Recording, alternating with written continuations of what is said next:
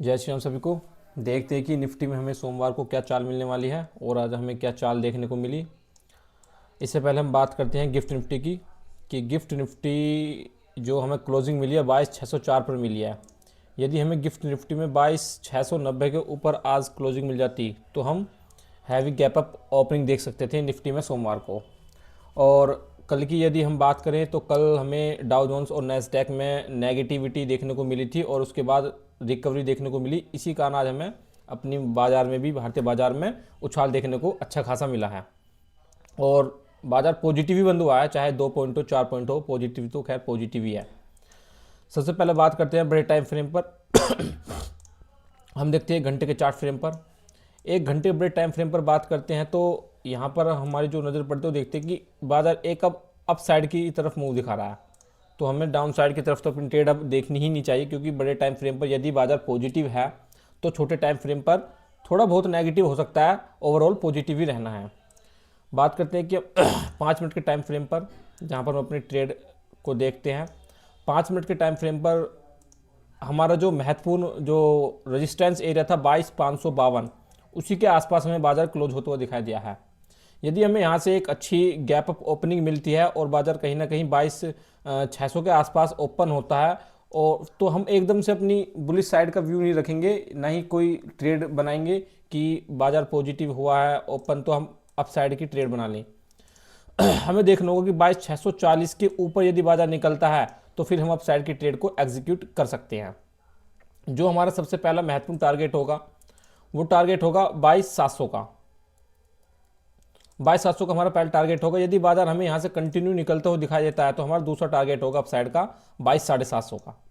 22,750 तक बाजार हमें जाता हुआ दिखाई दे सकता है।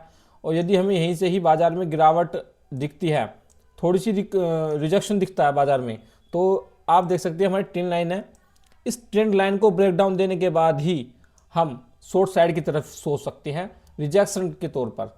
ये नहीं कि आप पुट में ट्रेड बनाकर बैठ जाओ और बाजार फिर हमें बुलिश होता हुआ दिखाई दे, क्योंकि बाजार जो बड़े टाइम फ्रेम पर है वो बुलिश है, और अगर आप छोटे टाइम फ्रेम पर देखेंगे तो हमें यहाँ से एक ट्रेंड लाइन मिल रही है, और ट्रेंड लाइन को यदि ब्रेक डाउन देता है तो हम पुट साइड ट्रेड बनाएंगे तो बहुत गलत है। हाँ, इसके बॉटम पर जाने के बाद हम एक अपनी बुलिश साइड की ट्रेड बना सकते हैं। बाय द वे किसी कारणवश बाजार यहाँ 22,450 की तरफ आता है तो यहाँ से हमें एक बुलिश मूवमेंट अच्छा खासा देखने को मिल सकता है। और यदि यहाँ से हम बात करें कि कंटिन्यू हमें गिरावट दिखती है बाजार में, वैसे तो खैर कोई चांस नहीं है, यदि यहाँ से किसी कारणवश हमें ब्रेक डाउन मिलता है 22,450 से, तो फिर हम अपना पहला टारगेट रखेंगे 22,350 का। 22,350 का, और उससे पहले 22 छोटी ट्रेड बनाएंगे तो अगर 22,400 का, ये हमारा पहला टारगेट 22,400 और उसके बाद 22,350।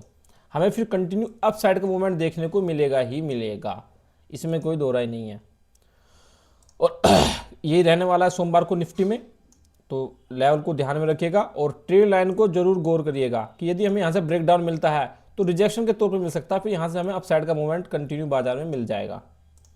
अब बात करते हैं बैंक निफ्टी की। सोमवार को बैंक निफ्टी में क्या रहने वाला है देखते। बैंक निफ्टी ने जो क्लोजिंग दिया है 48,497, कहीं ना कहीं 48,500 के आसपास हमें अच्छी खासी क्लोजिंग मिली है।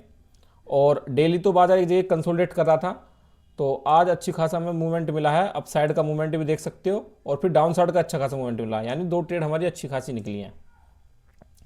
सबसे पहले बात करते हैं कि बड़े टाइम फ्रेम पर, एक घंटे के चार्ट फ्रेम पर देखते हैं कि हमें बाजार में क्या दिख रहा है। अगर एक घंटे के चार्ट फ्रेम पर देखेंगे हम तो बाजार हमें बुलिश ही नज़र आ रहा है, ये हमारी ट्रेंड लाइन हो जाएगी। और अब बात करते हैं छोटे टाइम फ्रेम पर, 5 मिनट के टाइम फ्रेम पर। 5 मिनट के टाइम फ्रेम पर देखेंगे तो ये हमारा आ गया सपोर्ट एरिया, ये हमारा सपोर्ट एरिया आएगा 48,400 पर।